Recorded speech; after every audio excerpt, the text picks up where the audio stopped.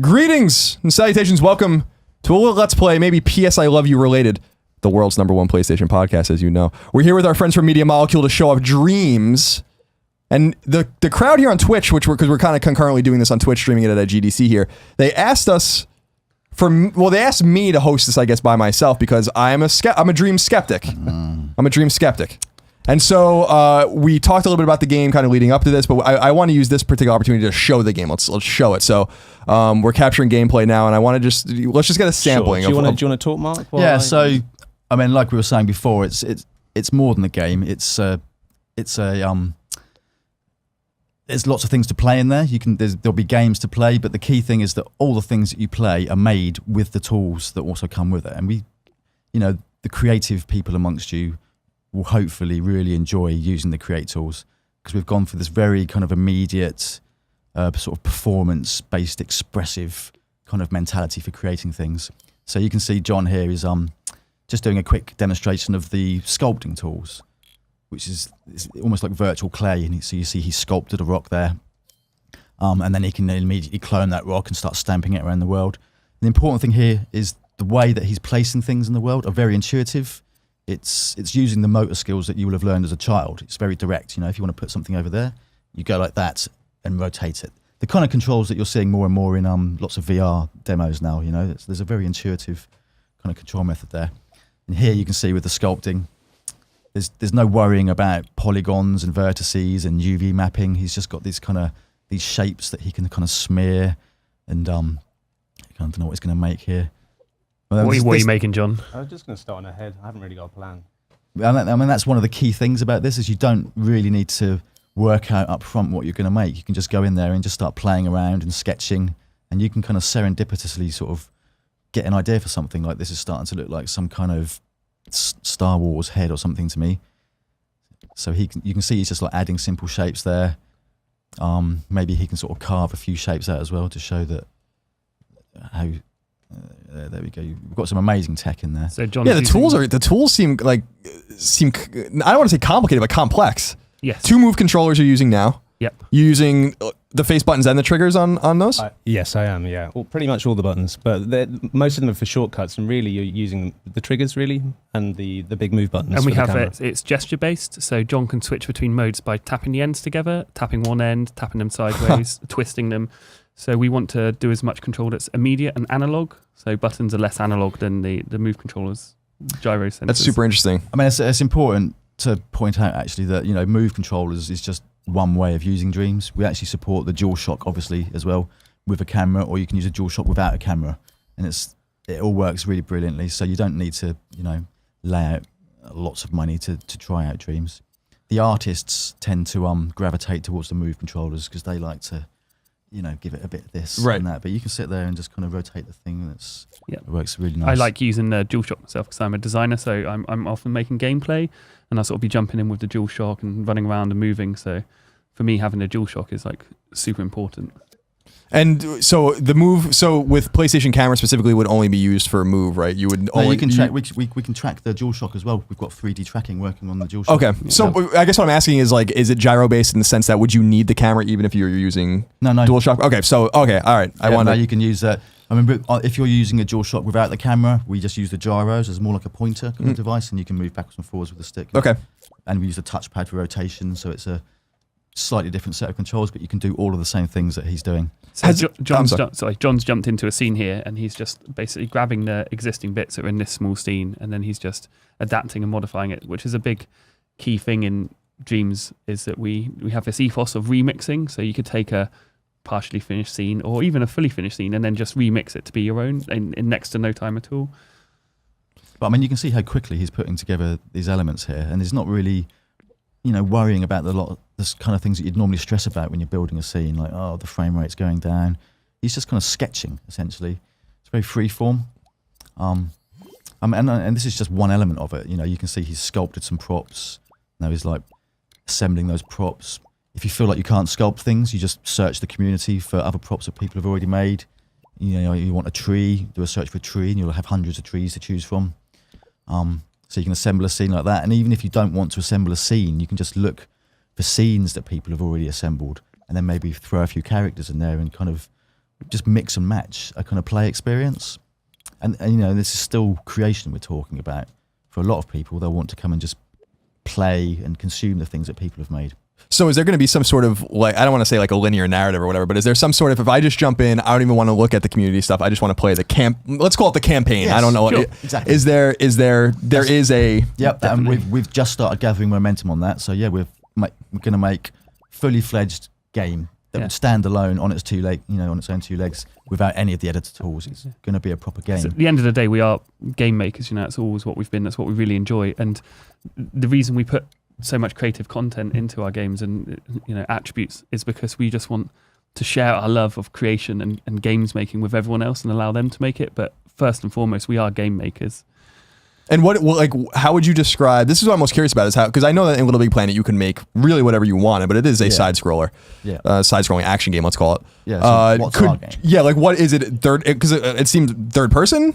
I mean, this is one of our challenges, is because it is an incredibly flexible tool. I mean, at its heart, really, it's a really flexible game design tool, as flexible and powerful as something like Unity, maybe, you know, so you can make anything you can imagine. So our challenge is like, well, what are we going to make with this, and what do we focus on? So what we're settled on, I don't know how to describe this, but I describe it as a tactile, interactive adventure game, because this kind of idea of performance that I talk about with the create tools, we want to bring that into the play as well. And you know, when we started making this, it wasn't so common, but now because of VR, the kind of things we're talking about are becoming more common. So it's simple things like you go up to a door and you want to open that door, you reach out, grab the door and pull the door open like this. So there'll be lots of tactile interactive puzzles that you see that little orange kind of hairy thing with the light on top of his head? Yes. That's your main kind of avatar in the game. That's you in Dreams. So it's almost like a glorified 3D cursor, really, is the sort of dry version of it. When you're playing, you can use that to interact with the world. So you could be solving, like a tactile puzzle box or something. And then the other mechanic that we'll use a lot is this idea of possessing characters. So you can see his imp just jumped into that character there. And now you're controlling a character with familiar stick controls. We've got this slight addition of being able to perform with the character, so you can kind of act and do silly things. So if you want to play through a game, you can kind of, be silly, makes it more interesting to watch. So really, we're going to be focused around that mechanic of exploring worlds with these different bipeds and vehicles, and then coming out and manipulating the world with the imp to unblock progress. The game is beautiful. Yeah, this is kind of a take on Cezanne. One of the artists is really inspired by Cezanne, so he decided to pretty much recreate one of his famous paintings. But what the engine really allows is it's really interesting. When you see a game normally, you can work out which team has made it. I think Dreams is very good when you see a scene, you can see what person's made it. And that's been a tenet of the art director's vision, was to allow that to come through. That's very cool. Have real personality to each of the scenes. I would say with the idea of the game and the kind of the bold, imaginative nature of it, you'd know what studio made the overall game. I think. And just like Little Big Planet, the thing that I just tried to describe probably quite badly is kind of going to be the meat and potatoes of the game experience. But there'll be lots of like secret side missions that you can unlock that kind of, 1 minute you might be playing a mini game that's a traditional shooter or something, or a racing game or something like this. And that's because we want to sow the seeds with what's possible with this for the creators to sort of, say, well, look, here's some examples of what you can make. Hopefully that'll give you some ideas to go off and make, wilder and wackier things. Is it fair to say, and I don't know if it is, but I'm curious what you guys think of it, is it fair to say that in kind of the balance, the scales of creation versus play, which Little Big Planet I think was more play than creation, and more emphasized maybe like you can just jump in and play.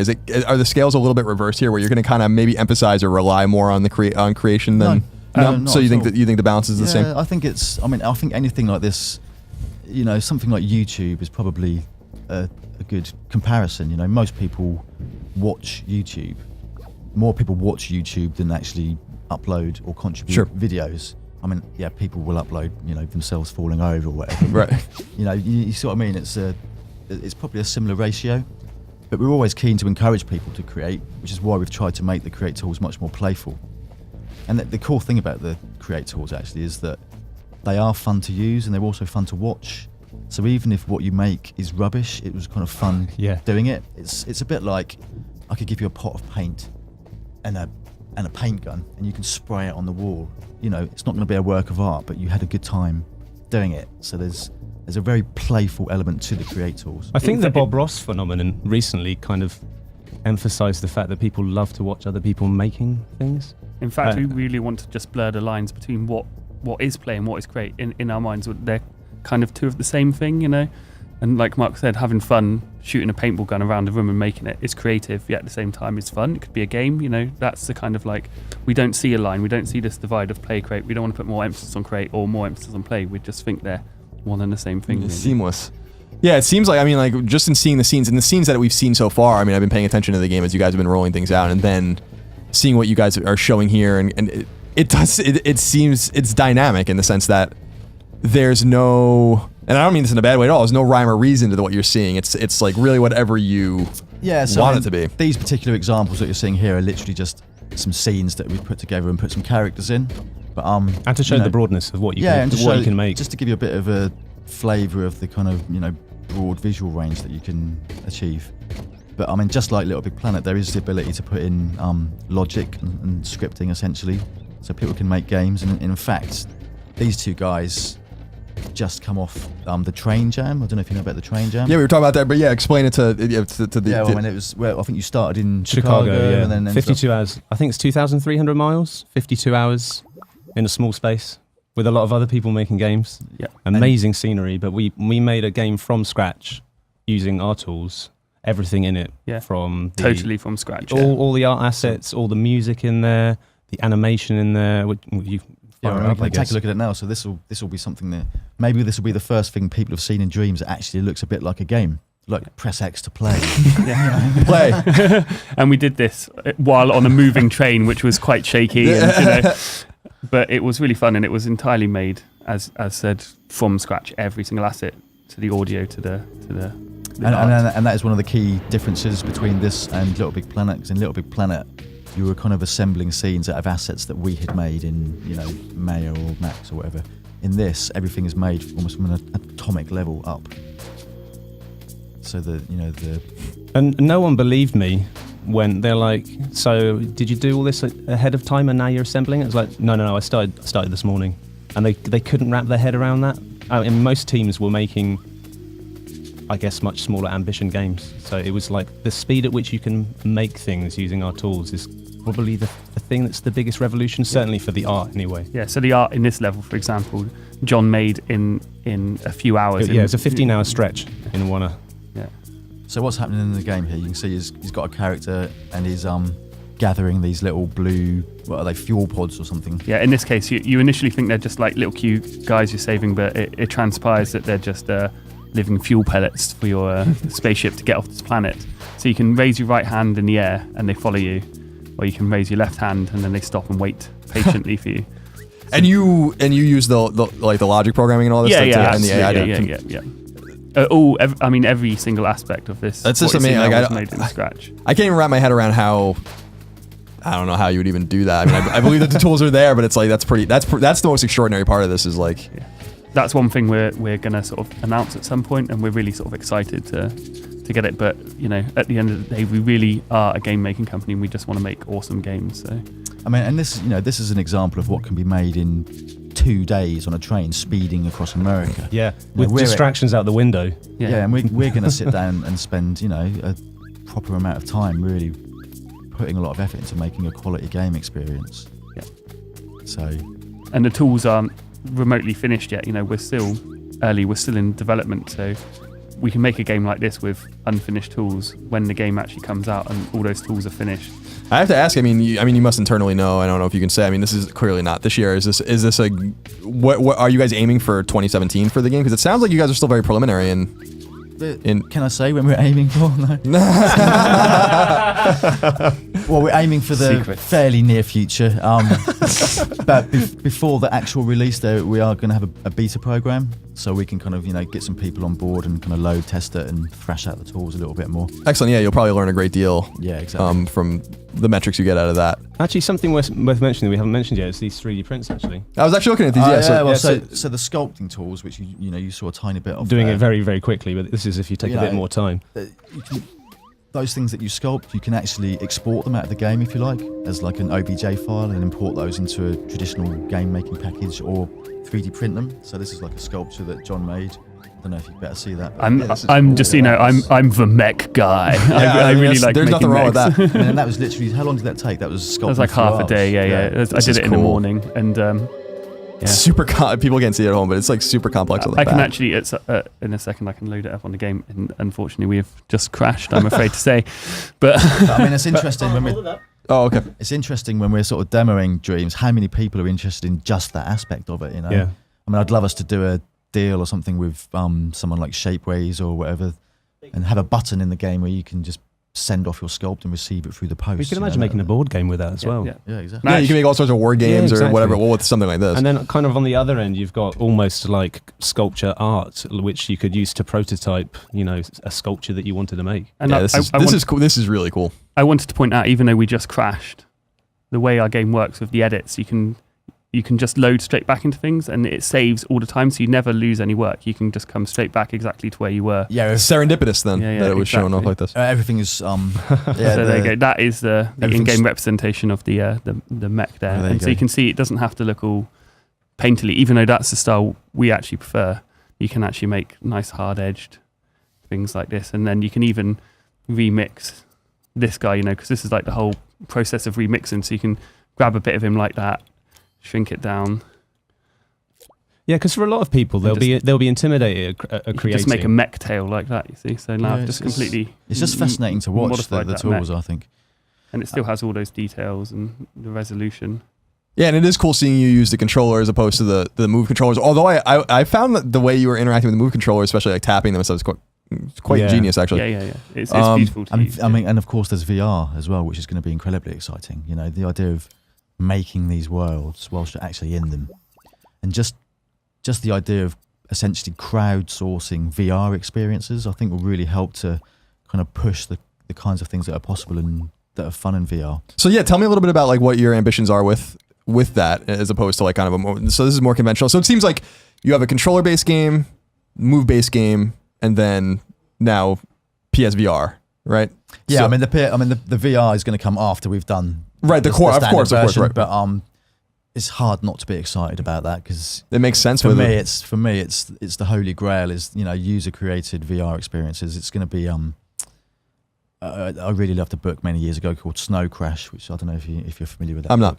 not. It was about a virtual online world where people could construct their own houses and things, and you could go and explore this world that other people were making. It's just going to be amazing. So I wanted to just point out this scene. I'm getting married later this year. Yeah! Congratulations! Hey. Thank you very much. Oh, Greg's here. I was like, wow, you look different, Kevin. And so during one lunchtime, I sculpted our exact wedding venue. Then I brought my fiance in, and then we could decide virtually where we wanted to put the tables and what color the balloons would be and how many people it would be. So this is actually my wedding location. That's awesome. Made in Dreams, that it's brick for brick perfect of what it is. I took a load of pictures while we were out there. And I'm going to say, I'm going to respect the intimacy of the wedding. Some weddings are way too big. I mean, these weddings that have like 200 people at them. What's through way that too many people? White bit there. That's a really lovely courtyard actually, but I have yet to sculpt that. That might come later. I mean, it's interesting. I heard you say the word serendipity earlier on, which obviously with the Create tools, we've really embraced this idea of, embracing mistakes and things like that. But the serendipitous thing comes into the play as well, because there's this idea in Dreams that you can dream surf. So this is purely for playing. You can go into a dream and play it, and you'll find a door in that dream. And when you go through that door, it can go to a random experience. So you'll actually have this kind of, this is where the dreams thing comes from. You go through a door, 1 minute you're in a studio, you walk through the door and you're suddenly in a desert. And there's this kind of mode where you've got this kind of random stringing together of experiences. So I think that's going to be really entertaining. And it's not. I mean, the game.